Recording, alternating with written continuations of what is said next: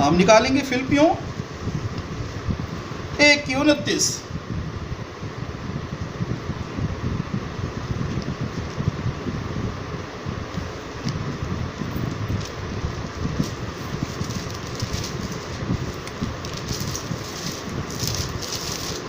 क्योंकि मसीह के कारण तुम पर यह अनुग्रह हुआ कि न केवल उस पर विश्वास करो पर उसके लिए दुख भी उठाओ। हालेलुया, हालेलुया, जोर से बोलिए हालेलुया। हालेलुया। क्योंकि मसीह के कारण तुम पर यह अनुग्रह हुआ है कि ना केवल उस पर विश्वास करो पर उसके लिए दुख भी उठाओ। क्या अनुग्रह हो गया है? आप विश्वास करो, ये प्रभु का अनुग्रह है आपके ऊपर यदि आप यीशु पर विश्वास करते हैं। और साथ में क्या कहते हैं? दुख उठाने के लिए प्रभु का वचन कहता तुम्हें बल भी दिया गया है। तुम्हारे पास अनुग्रह है दुख उठाने के लिए। दो बातें परमेश्वर की ओर से होगी। पहली बात, ये इस बात का अनुग्रह है कि आप यीशु पर विश्वास करें। दूसरा अनुग्रह है यीशु मसीह के लिए दुख उठाएं। हालेलुया। तो हम प्रभु का धन्यवाद करते हैं दोनों अनुग्रह के लिए। विश्वास के लिए कि हमने विश्वास किया, और दूसरी बात दुख उठाने के लिए कि प्रभु ने हम पर कृपा की। और साथ में एक और वचन को पढ़ते हैं, गलातियां 6:7।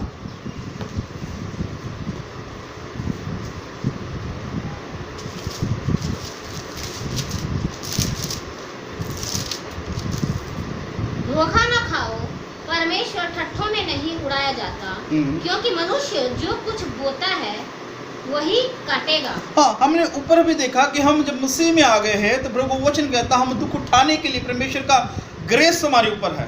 और प्रभु का वचन कहता है यदि हम मसीह में आने के बाद यदि हम जो कुछ करते हैं अपने जीवन में, लिखा क्योंकि धोखा न खाओ, परमेश्वर ठट्ठों में नहीं उड़ाया जाता, क्योंकि मनुष्य जो कुछ बोता है वही काटेगा। Hallelujah, hallelujah. यदि आप परमेश्वर में धार्मिकता का जीवन व्यतीत करते हैं, पवित्रताई में चलते हैं, तो प्रभु आपके ऊपर अनुग्रह करते हैं। यदि हमारे जीवन में हम पाप करते हैं या बुराई करते हैं तो प्रभु का वचन कहता वो भी हमारे जीवन में बनी रहेगी। उसके कारण क्या होगा? हमारे जीवन में कष्ट आएंगे, हमारे जीवन में क्लेश आएंगे, हो सकता है। हालेलुया। एक प्रभु की अनुग्रह के कारण हमारे पर क्लेश आता, एक हमारे जीवन के कारण, हमारे अपना जीवन ऐसा इसलिए हमारे ऊपर कष्ट आ गया, वो अलग बात हो गई। और हम एक बात और देखते हैं, अभी हम देखते हैं कि जो जब यीशु में विश्वास किया, और इसलिए शैतान हमें दबाने की कोशिश करता है कि हम यीशु को छोड़ दें, यीशु को पीछे ना चलें, इसलिए दुख आ रहा हमारे ऊपर। प्रभु क्या कहता हो? प्रभु का अनुग्रह ग्रेस है, हम उससे बच जाएंगे, प्रभु हमें बचा के रखेगा। पर अब जब यीशु मसीह में हमने विश्वास कर लिया, अब यीशु मसीह में चल रहे हैं, तो प्रभु का वचन क्या कहता है? अब शैतान क्या करता है? आपके जीवन में पाप को लेके आता है, ताकि पाप के कारण आप अपने आप को दुखी और अपने आप को परेशानी में डाल सकें। इसलिए हम अपने जीवन की ओर थोड़ा ध्यान देंगे, सोचेंगे और विचारेंगे कहीं हम परमेश्वर के वचन के विरोध में ऐसा कोई काम तो नहीं कर रहे। यदि आप कर रहे हैं तो प्रभु का वचन कहता है पाप की मजदूरी मृत्यु है। पाप यदि हम करते हैं उसका फल है, फल ये दुख, शारीरिक दुख है और बहुत सारी समस्या है। यदि हमने यीशु मसीह के आने तक मन नहीं फिराया तो प्रभु का वचन कहता फिर नरक है। और उसके बाद हम एक बात देखते हैं, यूहन्ना 5:14, यूहन्ना रचित सुसमाचार 5:14 वचन।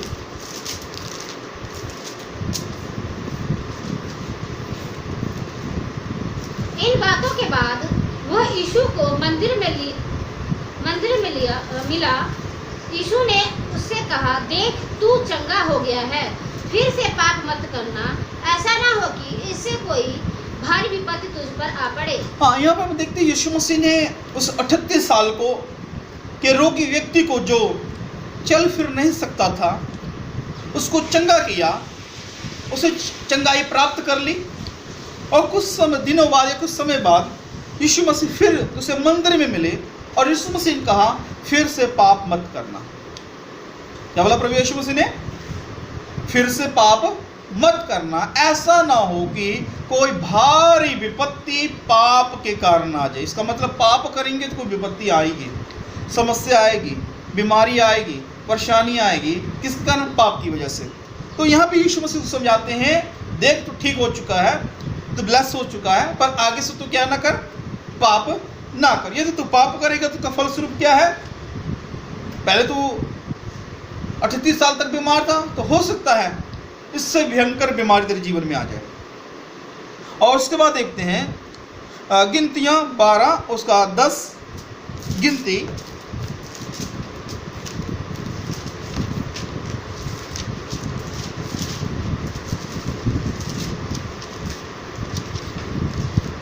तब वह बादल तंबू के ऊपर से उठ गया और मरियम कोढ़ से हिम के समान श्वेत हो गई। और हारून ने मरियम की ओर दृष्टि की और देखा कि वो कोढ़ीन हो गई है। हम यहाँ पर देखते हैं हारून और मरियम के बारे में देखते हैं। मरियम जो मूसा की बहन है, वो अपने जीवन में एक उसने पाप किया, जो पाप के फलस्वरूप क्या होगा, उसको कोढ़ हो गया। क्या हो गया जी? कोढ़ हो गया।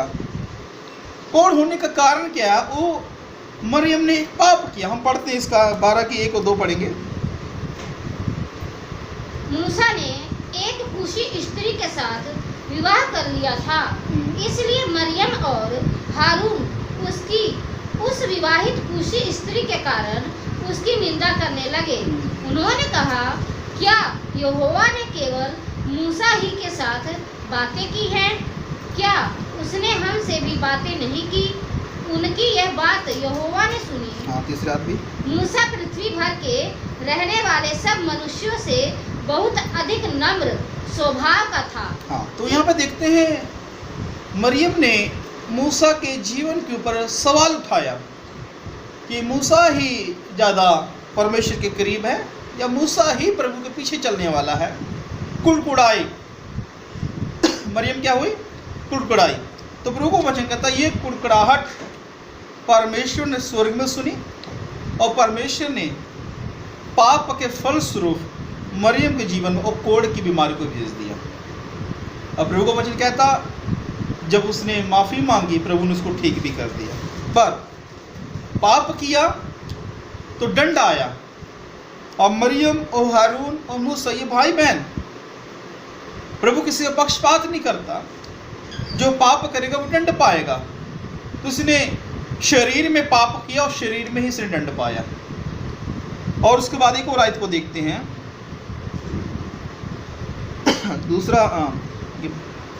दूसरा इतिहास 16 की 12।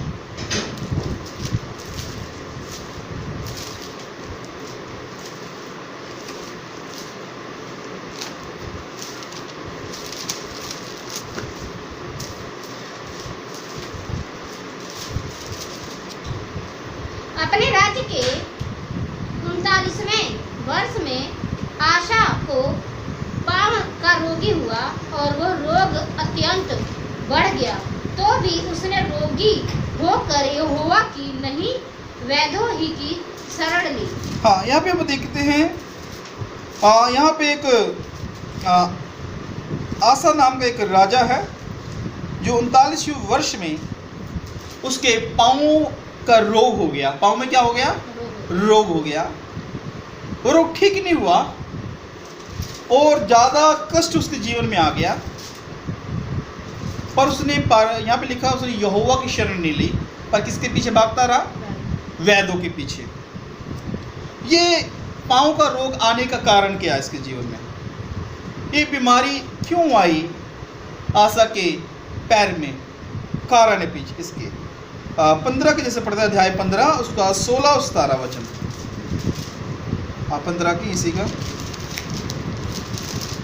आशा राजा की माता माका, जिसने असेरा के पास रखने के लिए एक घिनौनी मूरत बनाई, उसको उसने राजमाता के पद से उतार दिया। और आशा ने उसकी मूरत काट कर पीस डाली और किद्रोन नाले में फूंक दी। ऊंचे स्थान तो इस्राएलियों में से न ढाए गए, तो भी आशा का मन जीवन भर निष्कपट रहा। क्या लगा? निष्कपट रहा। यहाँ पे हम आशा के जीवन के देखते हैं। आशा राजा जो बड़ा ईमानदार है, पाप से घृणा करने वाला है, नफरत करने वाला है, ईमानदार हो गया, कोई पाप नहीं कर रहा। फिर आपको पता है इसके जीवन में क्या हो गया? पाँव का रोग हो गया। पाँव में क्या हो गया? रोग हो गया। उसका कारण है, जैसे हम 16 के साथ पढ़ते उस समय आ जाता है वचन। उस समय हनानी दर्शी यहूदा के राजा आसा के पास जाकर कहने लगा, तूने जो अपने परमेश्वर यहोवा पर भरोसा नहीं रखा, वरन अराम के राजा की ही पर भरोसा रखा है, इस कारण अराम के राजा को सेना तेरे हाथ से बच गई। हाँ, यहाँ पर देखते हैं युद्ध के समय में, युद्ध की बात है, आसा को यहोवा पे भरोसा ना रहा। उसने क्या किया? दूसरे राजा पे भरोसा कर लिया। इसलिए वो प्रभु का दास आया, कहता है कि तूने परमेश्वर भरोसा नहीं किया, इसलिए तू हार गया है। और प्रभु का वचन कहता है, ये काम करके उसने क्या किया? परमेश्वर का इनकार कर दिया। क्या कर दिया? परमेश्वर का इनकार कर दिया कि मुझे परमेश्वर पर भरोसा नहीं। इसलिए जब हम प्रभु का इनकार करते हैं कि मैं यीशु पर विश्वास नहीं करता, ये मैं परमेश्वर के पीछे नहीं चलता, तो प्रभु का वचन कहता है उसके कारण हमारे जीवन में दंड आ जाता है। यहाँ पे इसके ऊपर समस्या आने का एक ही कारण है कि उसने अपने परमेश्वर यहोवा पर भरोसा नहीं रखा। पहले सही था, पर बाद में थोड़ा मन की सुन के, मन में डामाडोल होने की वजह से वो निराशा में आके उसने लोगों पर भरोसा कर लिया। और प्रभु का वचन कहता है ये बात प्रभु को ठीक नहीं लगी। और प्रभु का वचन कहता है वो अपने पाँव के रोग में ही खत्म हो गया। इसलिए हम अपने जीवन को थोड़ा जांचें और थोड़ा परखें। प्रभु यीशु मसीह के पीछे चलने का ये अनुग्रह हमारे जीवन में है। यदि हम प्रभु यीशु मसीह के लिए दुख उठाते हैं, इसकी आशीष है हमारे लिए, इसकी बरकत है। उदाहरण के लिए हम यूसुफ के जीवन के बारे में देख सकते हैं। यूसुफ के जीवन में कोई पाप नहीं था, कोई उसने गलती नहीं की, पर प्रभु की इच्छा थी कि यूसुफ दुख उठाए और अपनी आशीष को प्राप्त करे। हालेलुया। प्रभु का वचन कहता है उसके भाइयों ने उसका विरोध किया यूसुफ का, और उसको गड्ढे में फेंक दिया और उसको बेच दिया गया। और एक समय है जिस जगह पे वो काम कर रहा था, नौकरी कर रहा था, वहाँ के जो मालिक था, उसकी पत्नी ने उसके ऊपर व्यभिचार का दोष लगवा कर उसको जेल में डाल दिया। यूसुफ के जीवन में कोई पाप नहीं था, फिर भी उसे इतना कष्ट उठाना पड़ा और उसको जेल में जाना पड़ा। पर प्रभु का वचन कहता है परमेश्वर के साथ था। यूसुफ को अपनी खुदा पे भरोसा था कि एक दिन मेरा खुदा मुझे जरूर इन समस्या से निकालेगा, एक दिन मेरा परमेश्वर मुझे आशीष करेगा। और प्रभु का वचन कहता है एक ऐसा समय आया जब परमेश्वर ने यूसुफ को मिस्र का प्रधानमंत्री बना दिया। हालेलुया। इसलिए प्रभु का वचन कहता है जब हम मसीह के लिए दुख उठाते हैं, मसीह में हम चलते चलते दुख उठाते हैं, प्रभु के लिए दुख उठाते हैं, कई बार हमारे जीवन में समस्या परेशानी आ जाती हैं। हम सोचते हैं ये क्यों आ गई, ये परेशानी क्यों मेरे जीवन में, ये दिक्कत क्यों मेरे जीवन में। उस समय हम यूसुफ के जीवन को देख सकते हैं। उसने कोई भी पाप नहीं किया, फिर भी वो दुखी था, फिर भी उसके जीवन में कष्ट था। पर प्रभु का वचन कहता प्रभु ने उसको आशीष किया। Hallelujah, hallelujah. संत पौलुस अपने जीवन के बारे में बताते हैं कि मैंने परमेश्वर से 3 बार प्रार्थना की, पर मेरे जीवन में जो काटा, अब ये क्लियर नहीं बताया कभी संत पौलुस ने, वो बीमारी में था, ये कैसा था। पर बहुत सारे लोग जो है, जो विद्वान, जो बाइबल को पढ़ने वाले हैं, स्कॉलर, वो इस बात को बयान करते हैं जो पौलुस था वो शरीर में थोड़ा कमज़ोर था, बीमार था। और कहते हैं कि जो पौलुस था थोड़ा गंजा था, छोटे कद का था, बड़ा ही पतला था, ऐसा उसका शरीर था, हल्का था बिल्कुल, ऐसा बोलते हैं संत पौलुस के बारे में। तो कहते हैं हो सकता है उसके कोई जीवन में ऐसी कोई बीमारी थी जिसकी वजह से वो दुखी था, परेशान था। उसने यहोवा से प्रार्थना की, यीशु मसीह के सामने 3 बार प्रार्थना की, प्रभु मेरे पे कृपा कर। और प्रभु ने उसकी बीमारी को ठीक नहीं किया, उसकी समस्या को ठीक नहीं किया। समझ बात को। कई बार हम प्रार्थना करते हैं अपनी समस्या के लिए, अपनी बीमारी के लिए प्रार्थना करते हैं, प्रभु हमें ठीक कर, प्रभु हमें ठीक कर, प्रभु हमें ठीक कर। प्रभु उत्तर नहीं देता। कई बार हमारी जरूरत होती है, हम पैसे को मांगते, प्रभु हमारे दे, हमारे दे, प्रभु नहीं देता।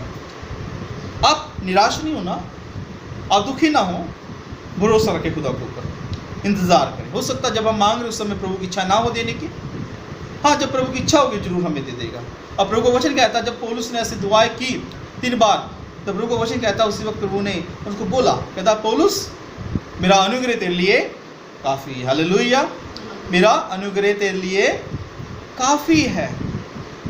इसलिए हम इन वचनों के ऊपर भी ध्यान दें। यदि आप प्रभु में हम ईमानदार होकर, यदि आप ईमानदार होकर चल रहे हैं तो आप चिंता ना करें। यदि आप दुख उठा रहे हैं, क्लेश उठा रहे हैं, प्रभु के लिए बेइज्जती उठा रहे हैं, आपकी निंदा हो रही है, कष्ट हो रहा है, होने दे, कोई बात नहीं। ये प्रभु का वचन कहता है होगा, पर धीरज यदि रखते हैं तो प्रभु का वचन कहता है प्रतिफल है आपके ऊपर क्या आशीष है। फिर उस आशीष को प्राप्त करने के लिए इतना कष्ट उठाना ही पड़ेगा। Hallelujah, hallelujah. आप कष्ट उठाएंगे, प्रभु आपको बरकत दे देगा, प्रभु आपको ब्लेस कर देगा। इसलिए इन वचनों से हमें एक बात पता लगती है, उसका अनुग्रह है कि हम दुख उठाएं, और उसकी कृपा ही है हम उस दुख में से निकल जाएंगे, और उसके फजल है कि हमें आशीषित होंगे और प्रभु हमें बरकत देगा। हालेलुया। और प्रभु का वचन कहता है स्वर्ग की सारी दान वरदान प्रभु ने हमारे लिए दिए हुए हैं। और प्रभु का वचन कहता है, इसी में लिखा हुआ ऐसा कि चाहे स्वर्ग की हो चाहे पृथ्वी की, सारी बरकतें प्रभु ने हमें दी हुई हैं। हालेलुया। इसलिए प्रभु में ईमानदार होते हुए परमेश्वर हलीम होकर और दुख उठाकर प्रभु को पीछे चलते रहे और धीरे रखें। एक दिन प्रभु उचित समय पे प्रभु आपको आशीष करेगा, प्रभु को ब्लेस करेगा। Hallelujah, hallelujah. आप अपनी आंखें बंद कर दुआ। सर्वशक्तिमान ईश्वर, एक बार फिर आपके कदमों में आते हैं और प्रार्थना करते इन वचनों के द्वारा आप अपने लोगों को, आप मुझे आशीष करें। और प्रार्थना करते हैं प्रभु से जो लोग दुखी हैं, चाहे शरीर में बीमारी की वजह से, चाहे संसार की वजह से, चाहे लॉकडाउन की वजह से, अलग अलग हो सकता है प्रभु जी हालातों में परेशान होंगे। हाँ प्रभु जी, मैं प्रार्थना करता हूँ प्रभु जी, यदि वो आपके पीछे चलने से कारण के ऊपर कष्ट आया तो आप उनको फजल बख्शे प्रभु जी, अनुग्रह करें प्रभु जी, आप उनको प्रभु जी ब्लेस करें। यदि उनके पाप के कारण उनके जीवन में कोई बीमारी या दुख हो, कोई समस्या है, तो प्रभु अपनी आत्मा को उनके जीवन में कार्य करने के लिए कृपा करें। आप उनको समझाएं, आप उनको बताएं क्या पाप है उनके जीवन, किस कारण जीवन में समस्या आई है, ताकि वो उसमें से बाहर आ सके। हाँ प्रभु से हम तेरे धन्यवाद करते हैं प्रभु जी कि अब तक आपने हमें संभाला है, हमारी ज़रूरतों को आपने पूरा किया। हम तेरा धन्यवाद करते हैं प्रभु जी, और प्रार्थना करते जितनी कलीसिया इस जगह पे पहुंची है प्रभु जी, यहाँ पे इकट्ठी है, आप उनको आशीष करें, तेरा अनुग्रह हम पर भी होने पाए प्रभु जी। जो कलीसिया नहीं आ पाई किसी कारणवश, हम प्रार्थना करते उन्हें भी आप आशीष करें, आपकी करुणा और आपकी दया हमारे सबके जीवन होने पाए। यीशु नासरी के नाम में दुआ को मांगते हैं, आमीन। Hallelujah, hallelujah. अब खुदावन का फजल, पवित्र आत्मा की शक्ति अब से लेकर हमेशा तक, यीशु की दूसरी आमद तक हम सबके साथ होती रहे। बोले आमीन। प्रभु आपको आशीष करे।